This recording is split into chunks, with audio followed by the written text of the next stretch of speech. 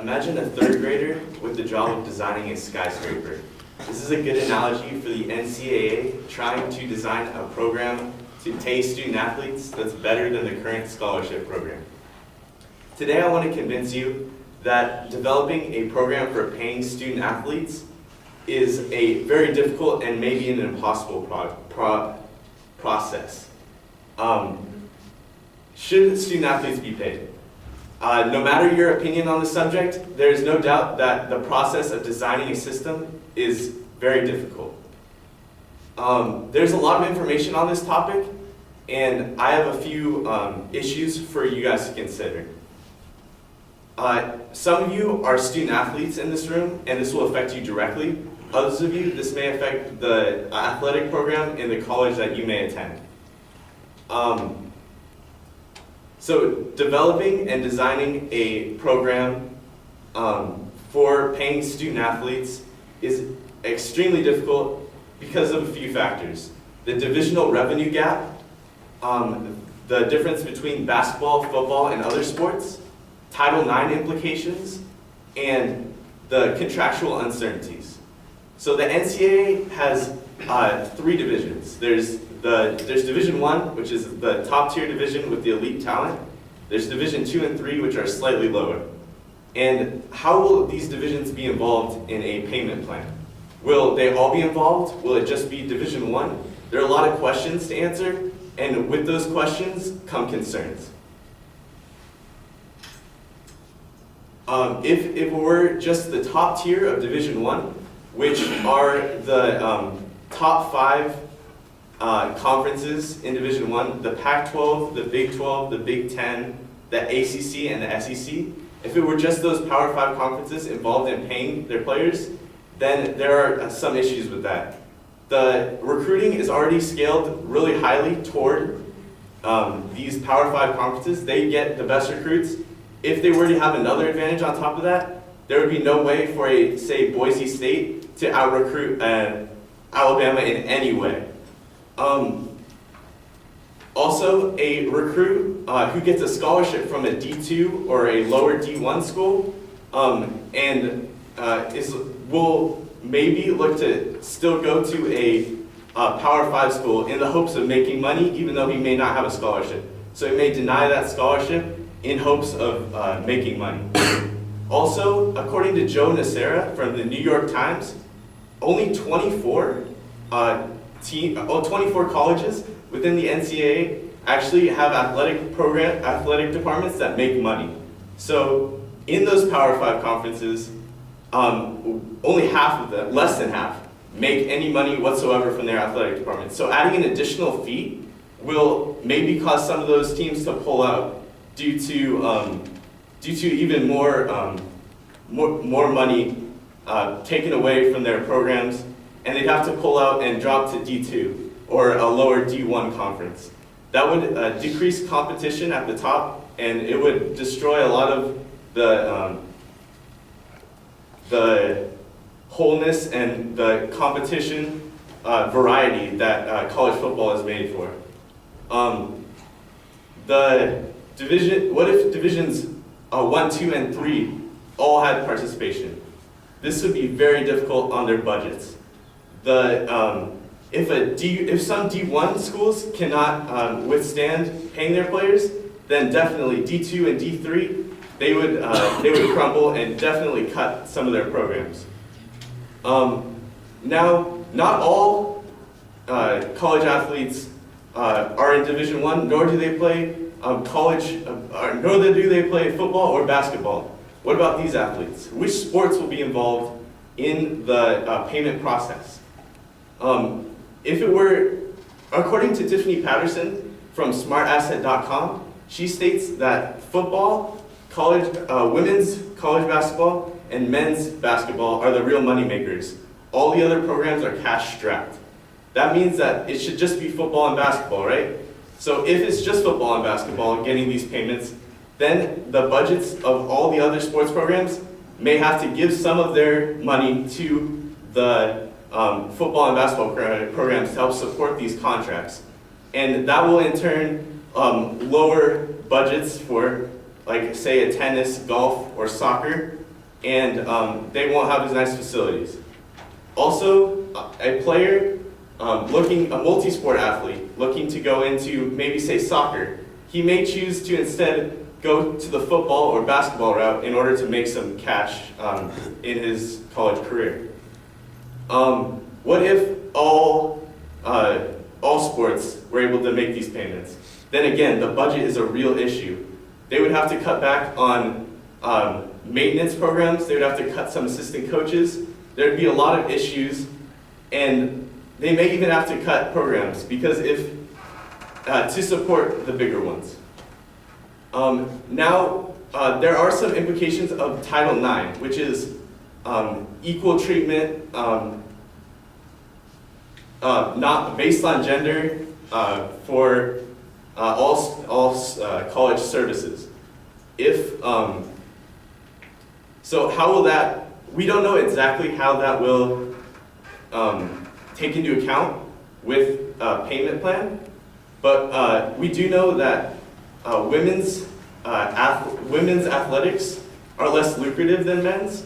They also have less attendance at games, and they have less TV deals, except for a few minor exceptions, which are Notre Dame, Stanford, and University of Connecticut basketball. Those are real money makers, but other than that, the majority do not make as much money as men's. And according to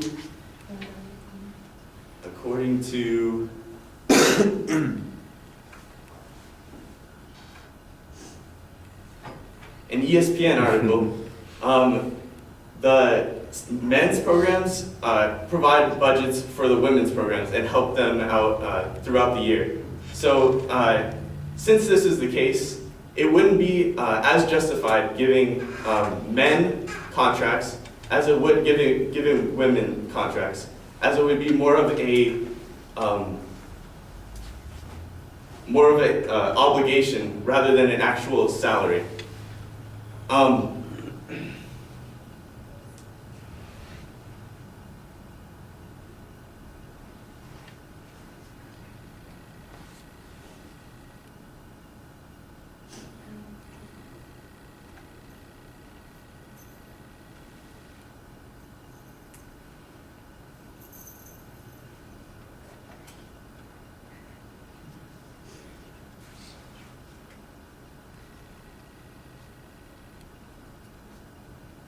And the programs that Title IX was supposed to protect, they may be taken away because of having to pay both men's and women's.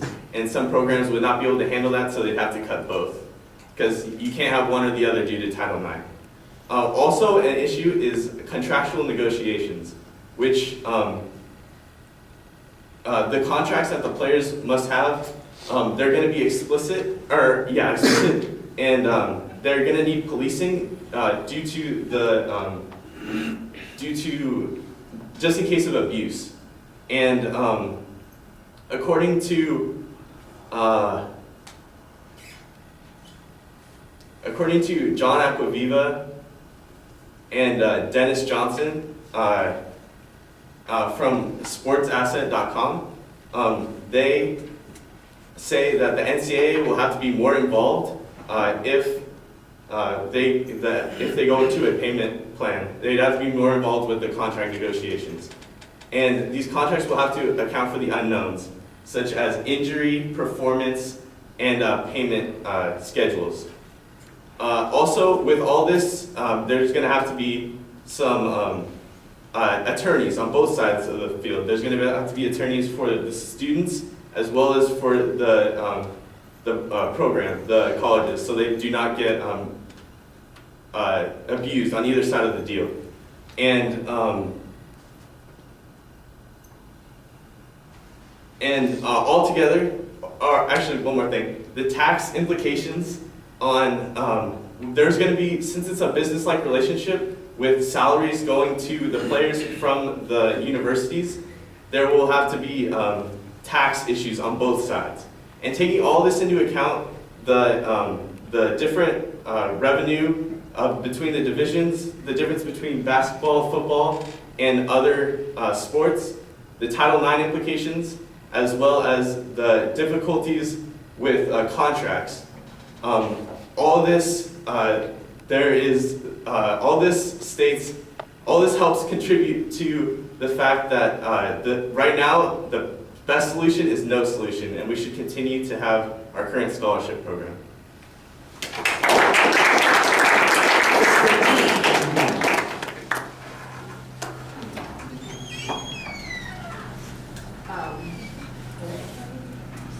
It's me.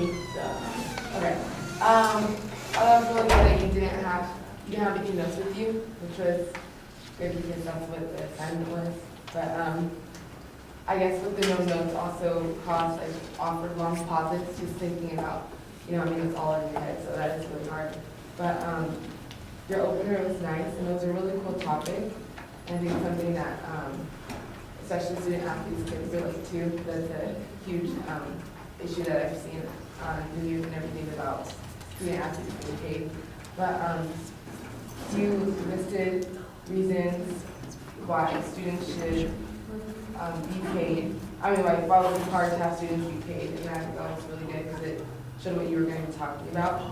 But I think overall it's kind of hard to understand, but maybe just because I didn't really know any of the terms of the divisions or I don't know, companies or whatever the case may be, because I'm not really into sports. But so that part was a little hard to understand. But then you had a conclusion that included everything together, which was nice. Thank you. Good job.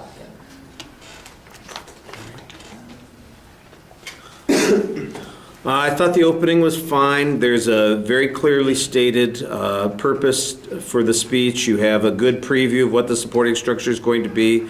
There are a lot of hypotheticals and questions that you have to make your argument with, and I think that they're reasonable, but it would be helpful if you had some expertise or data to back them up. For example, you made claims about how programs would have to maybe cut back in some places, and that would be a relatively easy thing to do. For instance, to say out of those 24 schools that are making money, if they had to pay to do those things, how is their money currently distributed? It's supporting all these other programs, for instance, but if they had to suddenly pay athletes, that means that they're going to be withdrawing this amount of money to be able to do that. And if you could have some financial data that went along with the hypothetical there, I think that would strengthen your argument.